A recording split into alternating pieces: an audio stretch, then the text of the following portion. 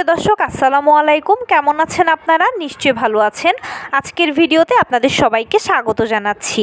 আজকে আমি আপনাদের সাথে শেয়ার করব বাচ্চা কিছু খেতে না চাইলে কি করবেন। চলুন মূল ভিডিওতে যাওয়া যাক। বাচ্চাদের নিয়ে যে কমপ্লেইনটা সবচেয়ে বেশি আসে সেটা হচ্ছে বাচ্চা কিছু খেতে চায় না। বাচ্চা কিছু খেতে চায় না, এর পেছনে কয়েকটা কারণ আছে। প্রথম কারণ হতে পারে শারীরিক অসুস্থতা। আপনার বাচ্চা যদি শারীরিকভাবে অসুস্থ হয় তাহলে কিন্তু সে খাবার দাবার খাবে না, এটা স্বাভাবিক ব্যাপার। আর যখন সে সুস্থ হয়ে যাবে তখন সে তার স্বাভাবিক জীবনে ফিরে আসবে, খাবার দাবারও রেগুলার হয়ে যাবে। তাই এটা নিয়ে টেনশন করবেন না। দ্বিতীয় কারণ হচ্ছে বাচ্চার মুখে রুচি না থাকা। মুখে রুচি না থাকলে আমরা বড়রাও কিন্তু খাবার খেতে পারি না, ভালো লাগে না খেতে, বাচ্চাদের বেলাতেও তাই। তাই বাচ্চার মুখে যদি রুচি না থাকে তখন সেক্ষেত্রে যেটা করবেন সেটা হচ্ছে টক জাতীয় কোনো একটা খাবার বাচ্চাকে আপনি দিতে পারেন। টক জাতীয় খাবার মুখের রুচি ফেরাতে সহায়তা করে। তাই এই ঘরোয়া উপায়টা আপনি অ্যাপ্লাই করে দেখতে পারেন। এছাড়াও আপনার বাচ্চাকে আপনি চাইলে রেগুলার ডক্টরের সাথে আলোচনা করাতে পারেন। এতে কি হবে, ডক্টর আপনাকে জিঙ্ক অথবা মাল্টিভিটামিন প্রেসক্রাইব করবে। সেটাও যদি আপনি বাচ্চাকে দেন তাহলেও বাচ্চার খাবারের যে রেগুলারিটি সেটা ফিরে আসবে। এছাড়াও বেশিরভাগ ক্ষেত্রে দেখা যায় যে কোনো সমস্যা থাকে না, বাচ্চারা নর্মালিও খেতেই চায় না। খাবারটাই হচ্ছে বাচ্চাদের মূল শত্রু। তো খাবার যদি তারা প্রপারলি না খায় তাহলে পুষ্টি অসম্পূর্ণ থেকে যাবে, ওজন বাড়বে না, রোগ প্রতিরোধ ক্ষমতা তৈরি হবে না, বিভিন্ন জটিলতা দেখা দেবে। তো বাচ্চা খাবার খেতে না চাইলে সেক্ষেত্রে প্রথম পরামর্শ হচ্ছে কখনোই তাকে আপনি জোর করবেন না, মারধর করবেন না, বকাঝকা করবেন না। যদি জোর করেন, মারধর করেন, বকাঝকা করেন তাহলে এটা নিয়ে তার মনের ভিতরে একটা ভয় ঢুকে যাবে। আর পরবর্তীতে দেখবেন যে আপনি তাকে খাওয়াতেই পারছেন না, কারণ সে একটা জিনিস ধরেই নেবে যে এই খাবারটাই হচ্ছে ভয়ের কারণ। তাই কখনোই মারধর করা যাবে না, বকাবকি করা যাবে না।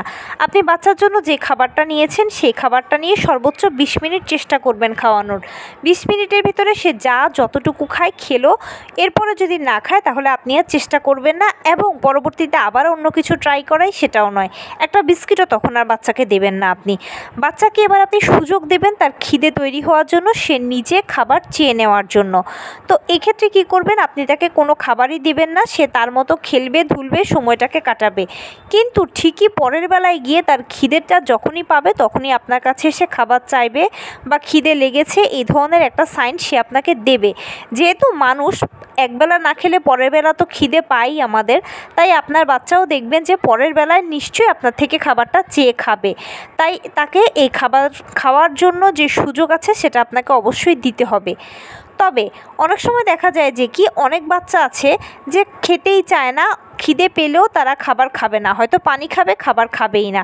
তো এই সকল ক্ষেত্রে বা এই ধরনের যে একরোখা বাচ্চা আছে তাদের ক্ষেত্রে কি করণীয়? এই সকল ক্ষেত্রে যেটা করতে হবে সেটা হচ্ছে আইডেন্টিফাই করে দেখতে হবে বাচ্চা কি খেতে পছন্দ করে। বেশিরভাগ বাচ্চাই ঘরোয়া খাবার মানে ভাত, খিচুড়ি বলুন, এগুলো কম পছন্দ করে। কিন্তু অনেক বাচ্চা আবার নুডলস পছন্দ করে। যদি আপনার বাচ্চা নুডলস খেতে পছন্দ করে তখন সেক্ষেত্রে আপনি বাচ্চাকে ডিম দিয়ে, মাংস দিয়ে নুডলসটা করে দিতে পারেন। অথবা বাচ্চাকে আপনি একটা প্যানকেক করে দিতে পারেন, যেখানে আপনি দুধ দেবেন, ডিম দেবেন, কলা চটকে দেবেন, চাইলে কিছু আপনি ড্রাই ফ্রুটসও দিতে পারেন। এতে সে একটা প্যানকেক খেলো, কিন্তু একটা প্যানকেক থেকে সে হিউজ পুষ্টি পেল। তাছাড়াও একটা কাজ করা যেতে পারে, সেটা হচ্ছে আপনি বাচ্চাকে চিকেন কাবাব করে দিতে পারেন, এছাড়া মাছের কাবাব করে দিতে পারেন, চিকেন বল হতে পারে, ললিপপের মতো হতে পারে, বিভিন্ন ধরনের স্ন্যাক্স আপনি বাচ্চাকে চিকেন দিয়ে অথবা ফিশ দিয়ে করে দিতে পারেন। বাচ্চারা বেশিরভাগ ক্ষেত্রে দেখা যায় মাছ খেতে একেবারেই অপছন্দ করে। তাই মাছ দিয়ে কোনো একটা কিছু যদি কাটলেটের মতো বা এই টাইপের কোনো কিছু বানিয়ে দেন তাহলে সবচেয়ে ভালো হয়। এগুলো আপনি আবার সবজি দিয়েও করে দিতে পারেন। বিভিন্ন ধরনের সবজিকে মিশিয়ে পকোড়া করে দিলেন, কাটলেটের মতো করে দিলেন।